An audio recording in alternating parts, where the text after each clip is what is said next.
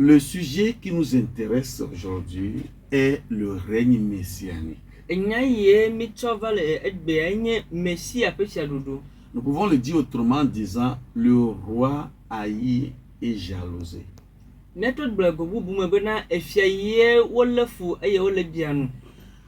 Nous sommes dans Genèse au chapitre 37, verset 8. Là, il est écrit, ses frères lui dirent, est-ce que tu régneras sur nous? Est-ce que tu nous gouverneras? Et ils le haïrent encore davantage à cause de ses songes et à cause de ses paroles. Amen. Amen. Le règne messianique, c'est la domination de Dieu par son Fils engendré éternellement. Vous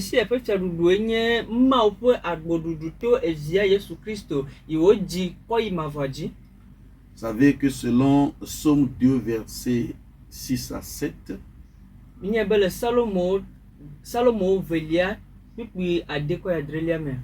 dit, c'est moi qui ai oint mon roi sur Sion, ma montagne sainte. Je publierai le décret. L'Éternel m'a dit, tu es mon fils, je t'ai engendré aujourd'hui. Donc aujourd'hui, ici, ce n'est pas le jour d'aujourd'hui. Selon qu'il est écrit, aujourd'hui, quand tu entends sa voix, n'endurcis pas ton cœur. C'est le jour où la grâce localise une personne pour prendre conscience de la vérité sur l'amour et le règne de Dieu.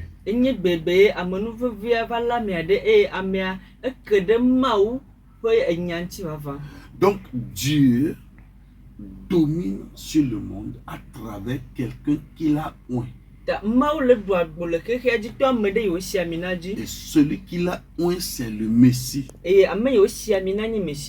Lorsque ce Messie va descendre dans toute la gloire avec les anges pour régner sur la terre,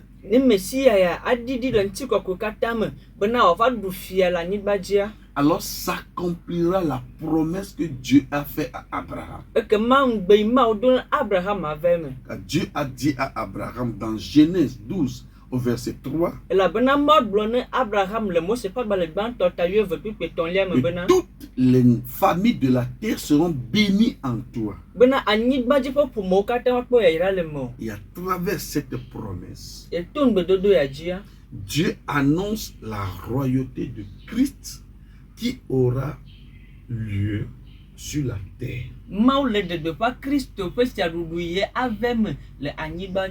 Et ce Christ doit être le fils d'Abraham.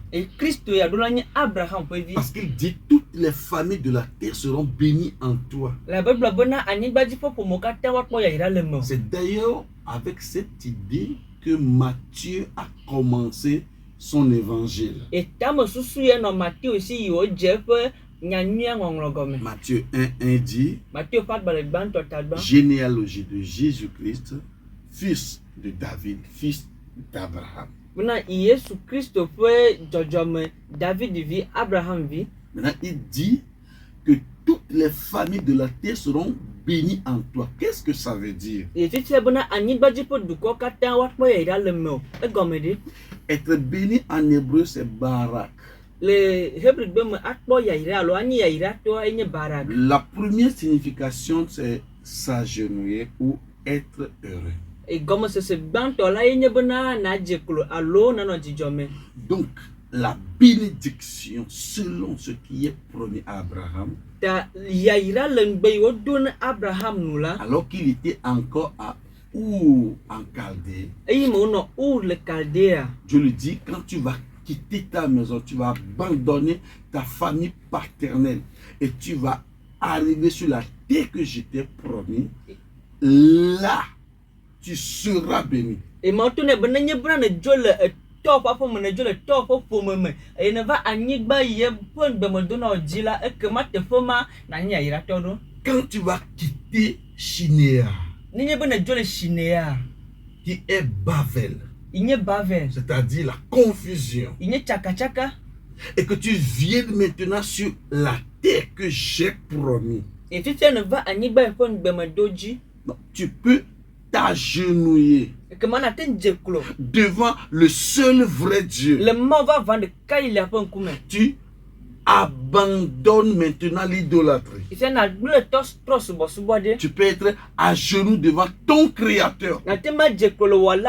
Ça barak bénédiction.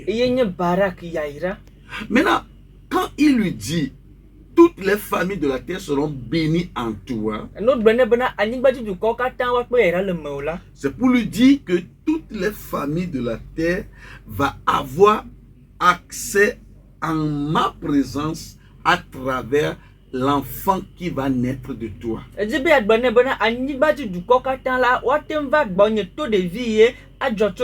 Ou encore toutes les familles de la terre auront accès à l'adoration du vrai Dieu à travers le Fils qui est en toi.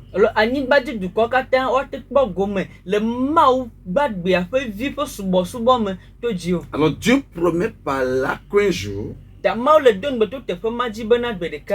quelque chose va se passer. Toutes les familles de la terre auront accès au trône de Dieu à travers la postérité d'Abraham. C'est-à-dire qu'il y aura un roi, un Abraham, par lequel Dieu régnera sur toutes les familles de la terre. C'est ce que la tradition chrétienne appelle le millénium.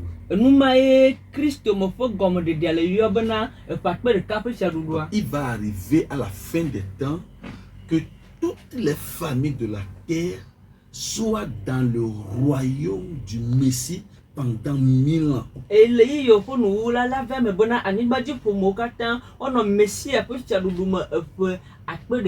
C'est ça la bénédiction. C'est ça la bénédiction qui est promise à Abraham. Maintenant, lorsque Abraham a reçu cette bénédiction, il a transmis et l'a enseigné à Isaac. Et Isaac aussi l'a enseigné à Jacob et à Ésaü. Et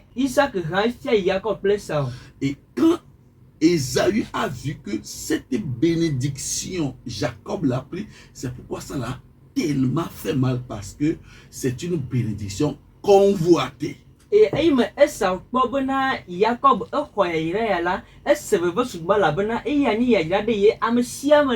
Tous les descendants des patriarches veulent que cette bénédiction qui concerne la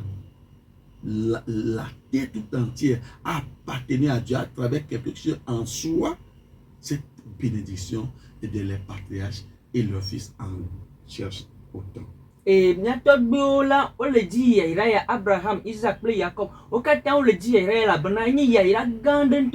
comprenons la haine de Ésaü lorsque cette bénédiction l'a échappé. Il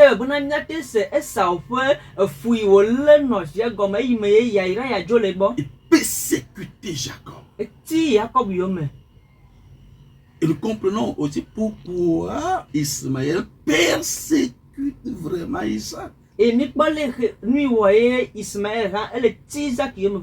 Aujourd'hui, même les musulmans pensent et réclament que la bénédiction, c'est-à-dire que Dieu passe par eux pour que la terre entière devienne adorateur de Dieu, eh bien, ils le réclament beaucoup. Et donc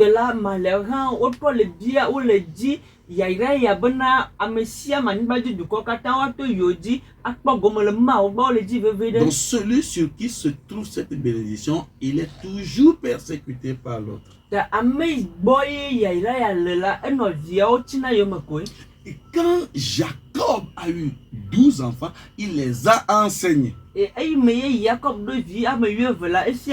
Donc il savait que parmi les 12, il y a quelqu'un qui porte cette bénédiction.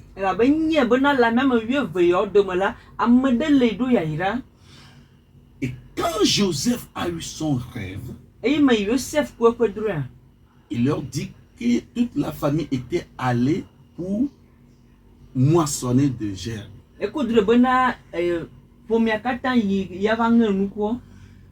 Et les gerbes des 11 autres frères se sont prosternés devant lui, son gerbe.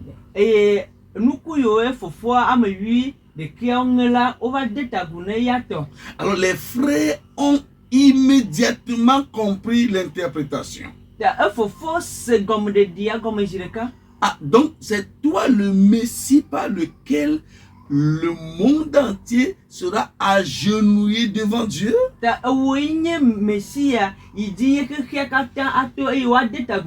Le monde sera béni de Dieu. Ah, ça veut dire que c'est toi le Messie. Et la jalousie contre le roi Messie a été prophétisée là-bas. Ses frères lui dirent, est-ce que tu régneras sur nous? En d'autres termes, est-ce que c'est toi qui as été annoncé à Abraham? Pourquoi pas nous? Nous sommes tes grands frères. Nous avons été fidèles à notre papa. Comment toi, tu vas venir tout récemment plutôt? Et tu te réclames de cette bénédiction. Ah, tu veux dominer sur nous. Ah, tu veux être le Messie roi. Tu en désires trop. Et cela a provoqué de la colère des frères. Cela a provoqué de la fureur contre le petit frère. D'accord, quand tu seras dans un trou quelque part, tu vas régner là-bas. D'accord, quand tu seras en Égypte, vendu en esclave, tu seras roi là-bas. Et en le faisant, les frères ne savaient pas qu'ils faisaient ce qu'on appelle un acte prophétique qui va arriver à la fin des temps. C'est pourquoi lorsque Jésus est venu, il nous est dit dans Jean au chapitre 12, versets 13 à 14. Il est dit que les femmes prirent des branches de palmier et allèrent au devant de Jésus en criant Hosanna, béni soit celui qui vient au nom du Seigneur, le roi d'Israël. Jésus trouva un ânon et s'assit dessus selon qu'il est écrit. Donc, il s'assoit sur un ânon en tant que roi qui entre en Jérusalem.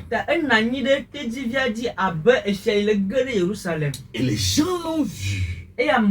Les gens se sont rappelés, les sacrificateurs, les scribes, se sont rappelés d'une vieille prophétie.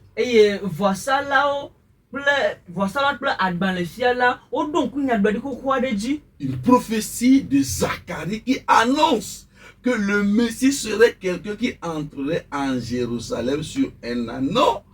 Et quand vous le verrez, alors dites à la fille de Sion, ne crains point, car voici ton roi vient à toi. Et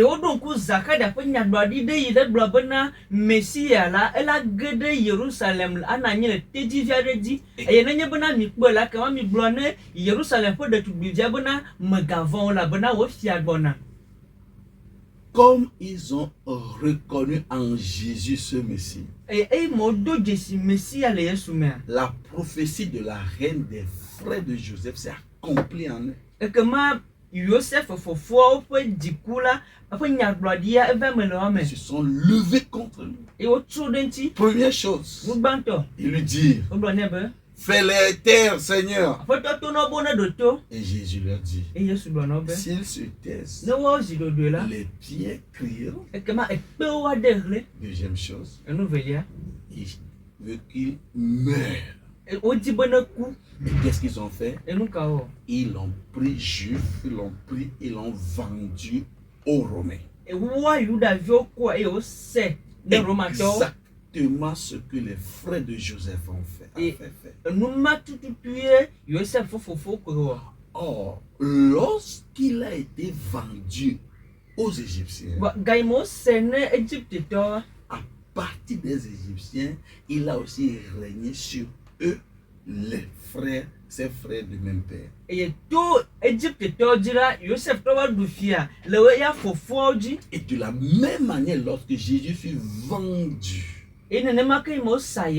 aux étrangers, il nous a dit que l'argent de la vente de Jésus a servi à l'achat d'un terrain pour la sépulture des étrangers.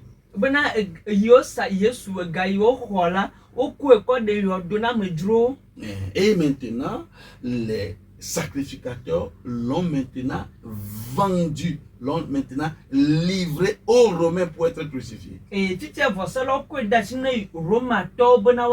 À partir de ce moment, Jésus appartient aux païens. Comme Joseph appartenait aux Égyptiens. Et c'est justement en Égypte que Joseph a commencé à manifester sa gloire. Et c'est justement quand Jésus était crucifié par les Romains que sa gloire commence à se manifester.